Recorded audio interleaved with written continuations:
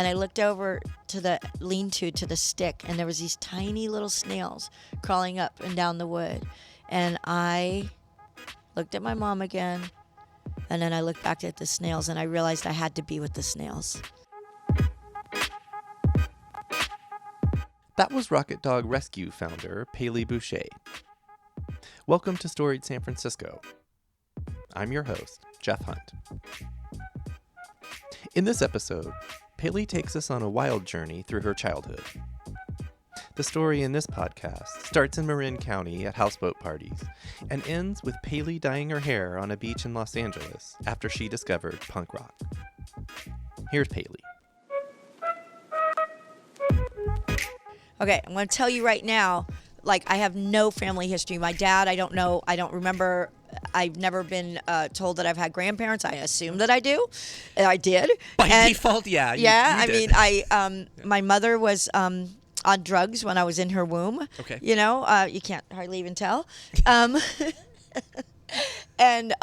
she was, she was like a flower child that where things just kind of fell apart, and quickly disintegrated into mental illness and drug addiction. And so she was out on the street. My dad was a rock and roll disc jockey. And, back then it was that was a rock star world, and all the musicians in the Bay Area, would be at his house all the time and stuff. And, I lived with my mom, homeless on the street. We lived out in, homeless camps and, hippie communes that were really just homeless camps in the woods. And, I was born a ward of the court to an unfit mother. Okay. So that's a thing. They don't have that anymore, but they let kids stay out there with their mom, and so I don't have a lot of family history. I didn't really get that, that kind of a childhood where you have, a grandma and an auntie, and I'm sure they were there. What about siblings? Did you? We had my dad probably had, I think it was 5 or 6 children, all with different women. It was the 60s. It was the, and my mom had 3 children with different fathers. Mm-hmm. So there was siblings, but we were also broken apart. Also scattered about. Right. So we didn't really get to be raised together. Do you know if your dad? You said your dad was a DJ. Was he from here as well, or? I believe my dad was from Venice, California. Okay. He was his name was Pali Boucher. He was a rock and roll DJ back in the day, and it was insane. The world then was crazy. At any given time, you'd be having these big parties, and Van Morrison came in and knocked some dude out right in the living room, and Steve Miller showed up drunk with the police following him. It was crazy, Right. So that's the world that you came into. What are some of your earliest memories? Are they in San Francisco? I'm gonna be really honest with you. I was raised never really knowing where we were or where we were gonna be. I would end up in places I didn't know how we got there. I don't have any recollection of anybody making me food or getting me dressed or making a bed for me or any of the things that most normal people would be oh yeah, that was happened every day. It's I don't ever have a memory of anything like that happening. And I honestly, I grew up all over, and we were out in Calaveras County, out in the Big Tree in the woods. We were we hitchhiked to Mexico and ended up in a Mexican prison for a year, with our mom. They didn't have foster homes, That's right. We would live on houseboats out in, Sausalito, back when it was wild, wild west over there, Half the people out there were wanted by the FBI. Right. And, and then the other half were poets. Maya Angelou lived out there, and, incredible artists, and it was, Isn't that where Dock of the Bay was written, out in Sausalito? I can't even imagine that it wasn't. Yeah, that seems about right. Yeah. When would you say that you have memories of San Francisco? Was your teen years, or?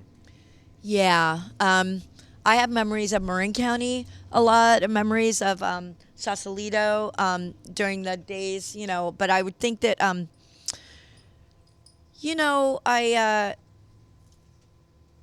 I have this crazy photographic memory that it's like I can tell you every single element of what was happening, like it was happening like a movie right in front of me. I can tell you every detail of it, but I have no idea what year it was. That's fine. You know, I'm just like I lived from moment to moment with no history and no future. I just lived in that moment. I never knew what was coming in the early years. I never knew where we were going to be, and I lived out there like a feral child. Okay. You know? What was it like? Let's hear some of those photographic memories. You know, I remember being in this I remember first of all that I wore a tiger outfit for like, God, it could have been a year, I don't know. As you do. Yeah, and it's like I was little though, you know. Right. And I remember opening the refrigerator, and this is a big like party commune house. I remember because I was little, I had to reach up for the handle on the refrigerator. I was so hungry, and I opened the refrigerator, and there was nothing in the refrigerator but a bottle of orange juice, and I knew I couldn't drink it because it was full of LSD. Okay. You know what I mean? It's like I looked at it and I was like, and I don't know at what age that you learn that you're not supposed to drink the orange juice specifically. Right. Okay? And it's like, so there I am in my ragged little dirty tiger suit, and I haven't seen my mom for over a week, don't know where she is. Like, there's all these like wild like people just partied and just like weird stuff happening, and I walk outside and there's you know, there's like a couch was on fire, and I'm walking around and I'm like, this isn't right. And I walk over and there was some hippie dude like with a belt sander like sanding his foot, and I'm like, that's not right. In my head, you know, as a tiny child, I'm like, So I walk off to the next thing, and then the park rangers were there, and the park rangers were like, this is really dangerous. This couch is on fire, and you could burn down the forest. And I'm looking at the guy, and I realize I'm the only one that's hearing him. I'm the only one present enough. Everybody was so whacked out. Because you weren't high. They were so loaded, and I was a child. And there's something about being in that moment, and it's not like I had anything to compare it to. It's not like I had a normal childhood and then found myself there. Right. This was like I was in this place where I was really present, but I also had to like numb things down, so I didn't go crazy. And something in you knew that the couch on fire was wrong. Like you knew. Oh, I knew it was wrong, and I knew that the guy was so upset and so frustrated, and he was just trying to talk, and nobody could focus on him or listen. And I was looking at him, and I was helpless because I couldn't talk. Really, I didn't know what to say. It's like, yeah, this is crazy, man. This ain't right. And it's like, but I don't know what other people do. I'm just like, you know, Right. But being what is it a young kid in a tiger suit supposed to do in that situation? Right. And then and then tiger suit still that ways down the road there was a police raid, and I was hiding under somebody threw like something on top of me. I was like hiding on a bed, you know, and there was cops just beating everybody up and putting handcuffs on everybody and like throwing them in the corner of the room. And I was so afraid because I thought that the handcuffs were going to cut my hands off. And I that's reasonable though. If you're a kid and you don't know what handcuffs are, right? They're gonna. Yeah. Yeah. Anyway, so it's just like these moments in time where, and it's like one moment is very much like the next moment when you're unsure and you have no idea what's happening, and you're just 100% feral. You're riding on your instincts. You're looking over your shoulder. You're checking it out. You're trying to keep yourself safe. You're trying to keep your mom from getting arrested. Like, how in the world did I know as a tiny child how to talk to police so that my mom and us wouldn't get arrested? Right. I was like, oh no, we're going home right now. Our dad is going to be mad if we're not home. And it's like, you know, we gotta go now. And I just like pull her down the street, and the cops would be like, you know, what? You know? And it's like, you know. You were almost like like a diplomat in a weird, or like, right? Or like a negotiator or something. Well, yeah. Like you had to be. I had to be, right? There's like a million stories. And I could tell you all of them, and they were all pretty spectacular. But I'll tell you a time, you know, there was a lot of scary times. There's violence and chaos and guns and drugs, and you're out there, and you really just like, nobody's telling you where to go to be okay. Right. You know? And my mom, she really loved us, but she made bad choices for us. She didn't know how to make good choices for herself. She didn't know how to do it. Right. She didn't know how to do it. And, I know that she was dealing with depression or mental illness and drugs, all of it. I didn't know that then. I was just like, I remember my mom cooking one thing for me. Okay. And that was a giant pan of fried, gloppy fried red onions smothered in Thousand Island dressing. That sounds amazing. It was her specialty. She's like, I know you love this. And okay. I'm like, oh, I'm tempted to make it again now, just to reenact that experience. I'd maybe make that and put it on something, or dip it, use it as a dip or something. That sounds awesome. Yeah, well. So when did you, I guess, come into your own? When did you get away from that world? My mom died when I was 10. I was living in a few foster homes. They would put us in foster homes, throughout our lives, like little bits and pieces, and then we go back with our mom. But I got to tell you that during all of this time, and this might be way too heavy to even discuss, with all of the strangers out there, but there was sexual abuse. I was being sexually abused. My brother was being sexually abused. My sister was actually taken away and lived with her grandma, so she wasn't there. But we were covered in sores and infected. What is it when your skin is called impetigo? I think. Okay. Your skin is infected and it's naked and dirty, and it's I had to learn how to protect myself. By disengaging from those things. And I remember, and actually I'm just going to tell you this because it really means a lot to me, and it's this is one of those things where I know that the universe has looked out for me and holds me in its hands. You could totally tell I was raised by hippies, right? And that was when we woke up on the beach, and we had a lean-to. My mom was next to me, and maybe there was somebody next to her. I don't know. My mom was next to me. She was out cold. I was a tiny child, and I had diapers on, and I had to go to the bathroom. I was hungry. There was a million things going on. I kept looking over at her. So we've got this lean-to, which is just 2 sticks in the ground with a garbage bag over us, okay, to keep us dry, which didn't work. We were freezing and wet.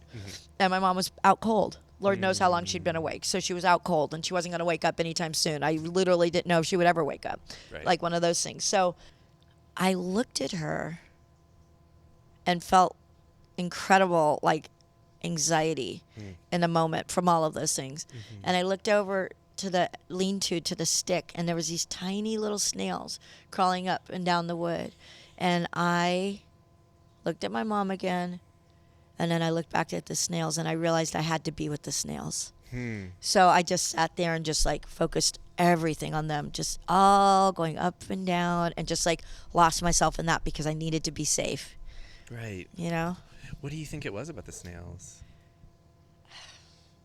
I don't know. I mean, there's there's all the things that snails slowness, being very deliberate. Yes, exactly. And it enabled me to anchor my anxiety and anchor that, and then the feeling of safety and just being there. And it was so methodical, and they were just going up and down, tiny little snails.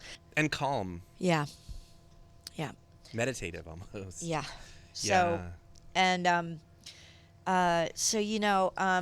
when my mom died, I was 10, and I was in a foster home at the time. We'd been in a foster home for a few months. She was really sick. She was in the hospital. She was dying of alcoholism, and then she died. And I remember, I think we went to her funeral. We were the only one there. Her doctor was there, and he was crying. She impacted people. People loved my mom. She was just really fucked up. Yeah. Just couldn't get above it, Yeah. And so at that point, they asked my dad to adopt me, and because I had been in custody of my mother, and he didn't want to take in my little brother because he had a different father, and they separated us, which was really heartbreaking. Yeah, you had spent a lot of time with your brother. We were at just that point. constant. We were constantly together. Right. You know what? And it's very interesting. So the story about the snails, I realized my brother wasn't there, and he was 3 years younger than me, so I must have been about 3. Oh, Or wow. like that's how young I was. Oh, wow. Okay. You know what I'm saying? Mm-hmm. And so anyway, so yeah. So you and your brother got split up. We got split up, and he went to a family in Healdsburg, and ended up being. It wasn't a good situation for him at all, and Okay. I don't really know because we ended up like really losing track of each other for a long time. Right. But he fell into a pattern of like really heavy alcoholism, and you know, I went to live with my dad. At that point, I was already on a path. I was just like I was 10, right? And I was emulating Janis Joplin while other people were like emulating like the Partridge Family or Right, whatever, right? right, I was right. just like, I wanted to be Janis Joplin. I wanted to be fatalistic. I wanted to be intense. I wanted to like be really good at being really bad, you know? And it was just where I felt that was my role model, you know? That was it, you know? Do you know where you lived with your dad? In Marin County in Corte Still in Madera. Marin. Yeah. Oh, okay. Okay. Yeah, yeah. And so during that time, I just started drinking, experimenting with drinking, doing a lot of LSD. I had an experience the first time I did LSD. I took LSD by myself, and I had all my dad's dogs because I kept collecting dogs and bringing them home to my dad's house. I'm like, Dad, I found this dog. So he had like 12 cats or something at that point. It's like, you know, that's, you know.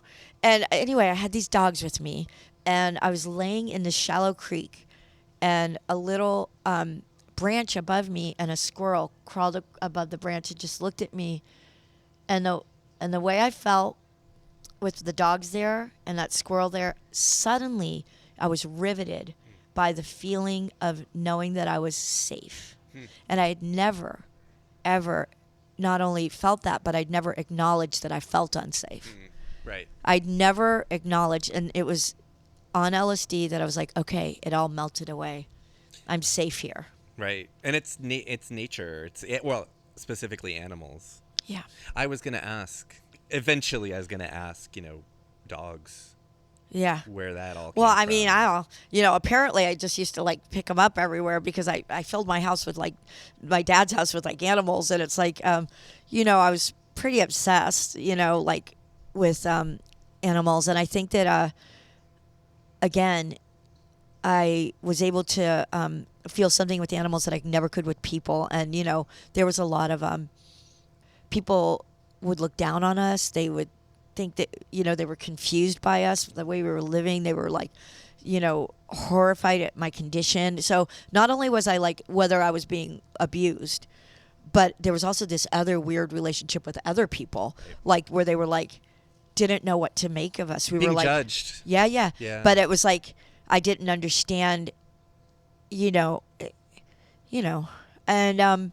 I remember there was a big party at my dad's house, and there was this a giant Doberman in the house, and I didn't know that dog, right?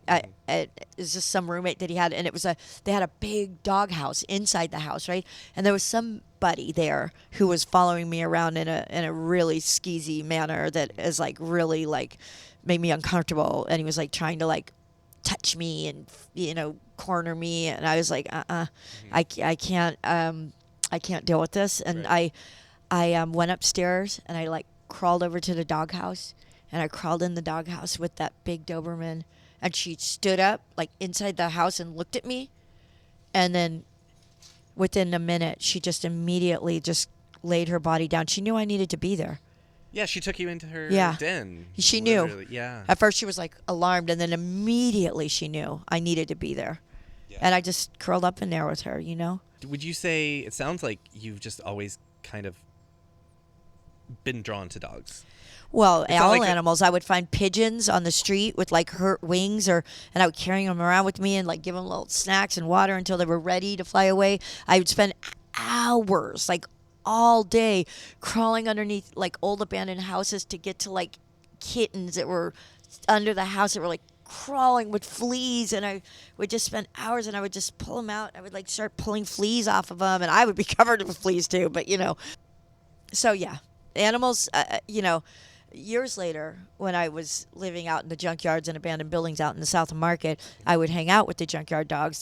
Those were my like friend. I would walk down the railroad tracks, and they'd all be like walking with me through the moonlight in this abandoned, like dirty part of town. And I crawl the fence into the like auto wreckers yard and be like piled up wrecked cars, and me and the guard dogs, man. It's amazing. And the raccoons, they would come, and I would give them like, I'd leave a donut or like a piece of butter or whatever food that I had, like I'd like leave it out for them, and they'd like, well, they can pick it up. They could pick it up. They'd like look in the raccoons. curtain. I'd be living in these old abandoned warehouses, and they'd like peek in, and they'd like see that I left them something, So you're living with your dad. Yeah. You have your LSD experience, Yeah, your and squirrel then experience. I was really at that point. I really knew that I was on a different path. I couldn't stay there. My dad was like married, and the person didn't particularly love having me there. I felt, and I was having a hard time connecting. I was in school, but not really doing well. And this one day I went to school. I just finished. I was in the 5th grade. I just walked away and never came back. And what was I, like 12, 13, something like that. So I lived with my dad for a couple years, but it was a really tumultuous. Is that how you say that? Yeah. Yeah, it was chaos. Mm-hmm. And it was, I created chaos, but it was chaos. You came from chaos. I came from chaos. I am the child of chaos. Yeah. Chaos is a friend of mine. But it's interesting because the squirrel and the snails, and I think I consider dogs. The dogs took me home. A calming. 100%. Right? I felt Like safe. The dogs were all grounding. around me. And then when it's time to go home, they told me, and they took me home. Mm-hmm. That literally happened? Literally. Or? Okay. Yes. Yeah. Okay. And then another time and I swear that these are all true and real experiences, because I was one of those weird drug addicts that like was completely like in my, like I was there. I was like aware. I wasn't like hallucinating and out of my mind, right? I was just like very present. Mm-hmm. And, I was walking up the canyon, and there was like 15 cats just like following me and like darting in and out of cars, and like, but maybe not 15, but at least 5. Right. But it's like, I always felt like I was, animals were like buffering me, guiding me through this world. Am I crazy? Is it St. Francis who Yeah. was the Yeah. patron saint of animals? Yeah. So, sorry, I just had to make that connection. Yep. Yeah. For obvious reasons. Yeah. But it sounds like you've always been like that, Yeah. right? Is that a fair assessment? Yeah. Yeah. I left my dad's house. I I started living in a tree house between Gate 5 and Gate 6 in Sausalito. I lived in old abandoned, like half sunken. There was a boat called the Owl Boat. It was a mansion that had half sunken, and I would row in there at night, and I'd go up the spiral staircase, and I would sleep in this weird little beautiful round room that was all stained glass. But the owls that lived inside would like swoop down like while you were rowing in. It was like magic, like a movie, or like rowing into this half sunken houseboat and then crawling up these like stairs, and and the birds just gliding through the dark, through the night, and I lived in places that most people might find terrifying, and I felt safe and home, Right. home in my heart wherever I was in those times, back in Sausalito. There was these big parties out on the barge with a terrible band called the Red Legs. I think they're still around, so hopefully they don't hear this. But The oh my gosh, The red lights? the Red Legs. They were like Red a Legs. bad biker band. Okay. And they would like be like Susie Q and all the covers and stuff. And they were like, so they would play all the time out on this barge out in the middle of the bay there. And a blind man in a rowboat, you'd whistle, and he'd come with his dog. He had his dog, but it wasn't a seeing eyes dog. It was just his dog. Right. And he was a blind man in a rowboat, and you would jump in the rowboat, and he would like take you out to the barge. And then it's like a ruckus party with like big holes though in the barge, like that you could fall through to the bay if you didn't like pay attention, and a big wood burning stove. And it's like, Lord knows how we didn't all burn down, but it was like total like insanity, but fun, right? Mm-hmm. And then if you wanted to leave, and you would whistle, and the guy would come out with his boat, unless he fell asleep, and then you were like stuck out there till whenever, right? And so that was I kind of went like from this world of like magic, crazy, gypsy, weird, like the world was just like spiritually on fire back then. Mm-hmm. The 70s, the music and the world, right? Anyway, Your immediate world, or are you talking about? the world, my immediate world, but I think the world in general, like people out on the street, and everybody was an individual, and everybody had like this weird like ability to be magical. And it's like, like there was a little coffee shop where you just like everything was free and you just like walked in. Like, how do places like that even exist, right? Right. And it's like, but not only that, like you're walking down the street and it's like there's a guy with gold lame hot pants dancing in the middle of the street, and it's like that's just a thing. And there was a million things, and this person like just like there was a lot of drugs, but still there was a lot of freedom to be before everybody really just like crumbled apart with like cocaine and got like anxious and edgy, and the world And got wanted jobs and all this ambition and shit. Right. Fuck that. But you speak of the 80s. that's right. And so anyway, the world. How did you survive the 80s? Oh yeah, that's a whole other thing. So I was living in Marin, like kind of bouncing around, like wherever I lived. I don't know. Who knows? I just lived and maybe stayed with people, maybe slept outside. I don't know. I think I was like staying with people. Probably a mix. Yeah. But it's like, and I had some kind of a weird heartbreaking. There was a couple of people that had committed suicide, and in the circle of people I was in, and oh, yeah, it was like during that time I was like hopping trains with the hobos up and down the Eel River and like doing all these like really like incredible journeys in my life. And then, there was some really like bad hardships that came up, and I was in a really heartbreaking relationship. Like this dude was just really aggressive and like threw me off a roof and, just like smashed me through like glass tables, and it was just bad. And then he met some girl in a bar and got like told me to move out and got like married to her, and I was like, oh gosh. So anyway, I was you know how it is, and so I don't know how I got there, but I just went to LA. Okay. And my dad had given me an original wax pressing of a DOA album, when it first came out. And he's like, "You're gonna like these guys, you're gonna like this is gonna be your thing." Was he into punk? He wasn't. He was into everything, but he knew me. He just knew, right? He knows me, right. He knew me on a level like me and him. We had a, he knew me. You got it. He gave me this like DOA record. He's like, this is for you, and it's like. I heard that and something just shifted, and I don't know why I decided to go to LA. I don't know how I got there, but I like I got hired to be somebody's like live-in like nanny, and I like met these punk rock kids. I was living in this place they call Brea Beach, and it's like that was like there was this band called The Afflicted, and I just like shaved my head on a Huntington Beach freeway and dyed it black hair, and I like streaked down my face. I'm like, I don't care. Washed it off in the beach and the ocean, right? I was like, and that was like the beginning of this world of like punk rock, man. Punk rock saved my life.